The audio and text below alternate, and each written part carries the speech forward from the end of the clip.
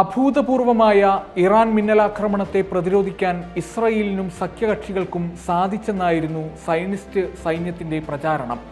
എന്നാൽ ഇസ്രായേലിനുണ്ടായ യഥാർത്ഥ നാശനഷ്ടങ്ങളുടെ കണക്കുകൾ സംബന്ധിച്ച് ചില നിരീക്ഷണങ്ങൾ നടത്തിയപ്പോഴാണ് സയനിസ്റ്റുകളുടെ കള്ളി വെളിച്ചത്തായത്.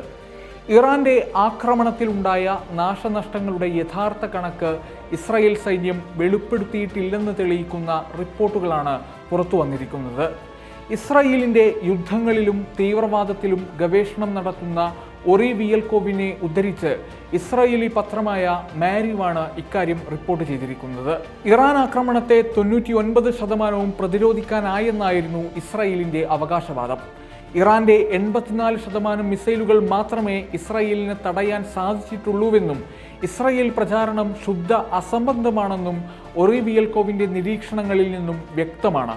Hermon base, Nevatim base, Ramon base എന്നിങ്ങനെ ഇസ്രായേലിന്റെ പ്രധാന 3 താവളങ്ങളാണ് ഇറാനിയൻ സൈന്യം ആക്രമിച്ചത്. ഹെർമോൺ ബേസിന് സമീപത്തെ റോഡ് തകർന്നെന്നും നെവാറ്റിം ബേസിന് മാത്രമാണ് ചെറിയ കേടുപാടുകൾ സംഭവിച്ചതെന്നും റാമോൺ താവളത്തെ ഇറാൻ ആക്രമണം ഒട്ടും ബാധിച്ചിട്ടില്ലെന്നും ഇസ്രായേൽ അവകാശപ്പെടുന്നു.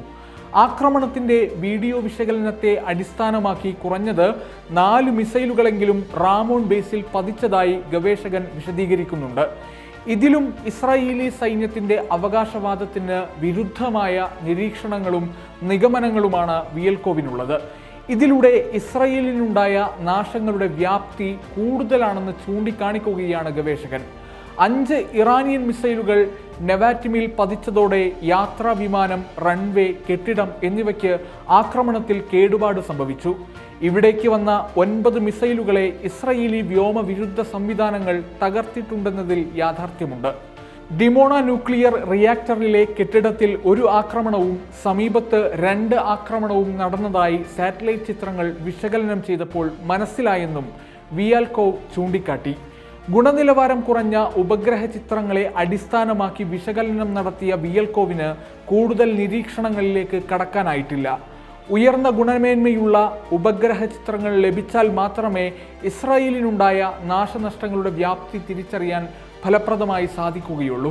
ടെഹ്റാന്റെ ട്രൂ പ്രോമിസ് ഓപ്പറേഷനിൽ ഏകദേശം 185 ഷാഹേദ് 136 ഡ്രോണുകളും അവയുടെ ജെറ്റ് പവർ പതിപ്പായ ഷാഹേദ് 238ഉം ഇറാൻ വിക്ഷേപിച്ചിട്ടുണ്ട്. ഈ ഡ്രോണുകൾക്ക് മണിക്കൂറിൽ 500 കിലോമീറ്റർ വരെ വേഗത കൈവരിക്കാനാകുമെന്നാണ് വിവരം. ഇതിനു പുറമെ ഇറാനിയൻ സൈന്യം ഡസൻ കണക്കിന് ക്രൂയിസ് മിസൈലുകളും 110 ബാലിസ്റ്റിക് മിസൈലുകളും ഇസ്രായേലിലേക്ക് തൊടുത്തുവിടുകയുണ്ടായി. ആരോ മിസൈലുകൾക്ക് സമാനമായ ഏജിസ് മിസൈൽ പ്രതിരോധ സംവിധാനം ഘടിപ്പിച്ച അമേരിക്കൻ യുദ്ധക്കപ്പലുകൾ ഉപയോഗിച്ച് US സൈന്യത്തിന് കുറഞ്ഞത് 6 മിസൈലുകളെങ്കിലും തടഞ്ഞിടാനായിട്ടുണ്ട്. എല്ലാത്തരം മിസൈലുകളും തൊടുത്തുവിട്ടിട്ടില്ലെങ്കിലും വിവിധ വിക്ഷേപണ കേന്ദ്രങ്ങളിൽ നിന്ന് ഇസ്രായേലിന്റെ മർമ്മം ലക്ഷ്യമാക്കി അവർക്കു നേരെ നിരവധി ദീർഘദൂര ബാലിസ്റ്റിക് മിസൈലുകൾ ഇറാൻ പറത്തിവിട്ടിട്ടുണ്ട്. 2500 കിലോമീറ്റർ ദൂരപരിധിയും 1500 കിലോഗ്രാം ഭാരവുമുള്ള സെജിൽ, 2000 കിലോമീറ്റർ ദൂരപരിധിയും 1800 കിലോഗ്രാം ഭാരവുമുള്ള ഖോറാം ഷഹർ പോലുള്ള കൂടുതൽ നൂതന മിസൈലുകളും ഇറാൻ ഇസ്രായേലിനെതിരെ ഈ മിന്നലാക്രമണത്തിൽ പ്രയോഗിച്ചിട്ടില്ല. ഭാവിയിൽ ഒരുപക്ഷെ ഇസ്രായേൽ തിരിച്ചടിച്ചാൽ സയനിസ്റ്റുകൾക്കിട്ട് പൊട്ടിക്കാൻ ഈ നൂതന മിസൈലുകളെ ഇറാൻ അവരുടെ ആയുധപ്പുരയിൽ കരുതി വെച്ചതാകാം. പല സൈസിൽ പൊട്ടിക്കാൻ ശേഷിയുള്ള ആയുധങ്ങൾക്കൊപ്പം ഏകദേശം 3000 ബാലിസ്റ്റിക് മിസൈലുകളാണ് ഇറാന്റെ കൈവശമുള്ളത്. ഇതിൽ ഏകദേശം 800 മുതൽ 1000 വരെ മിസൈലുകൾ ഇസ്രായേലിലേക്ക് തൊടുത്തുവിടാൻ സാധിക്കും. ഖൈബർ, ഇമാദ്, ഖദർ 110 എന്നിങ്ങനെയുള്ള മിസൈലുകളാണ് ഇസ്രായേലിനെതിരെ ഇറാൻ ഓരോന്നായി തൊടുത്തുവിട്ടത്. 500 കിലോഗ്രാം ഭാരമുള്ള ഖൈബർ മിസൈലിന് 1450 കിലോമീറ്റർ ദൂരം സഞ്ചരിക്കാനായേക്കാം. 750 കിലോഗ്രാം ഭാരമുള്ള ഇമാദിന്റെ ദൂരപരിധി 2500 കിലോമീറ്ററാണ്.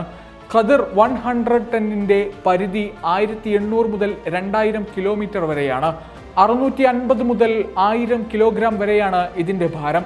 ഇതിനു പുറമെ 2000 കിലോമീറ്റർ റേഞ്ചും 700 കിലോഗ്രാം ഭാരവുമുള്ള ഷഹാബ് 3Bയും ഇറാൻ ഉപയോഗിച്ചിട്ടുണ്ടാവാമെന്ന് വിയാൽകോവ് വിലയിരുത്തുന്നു.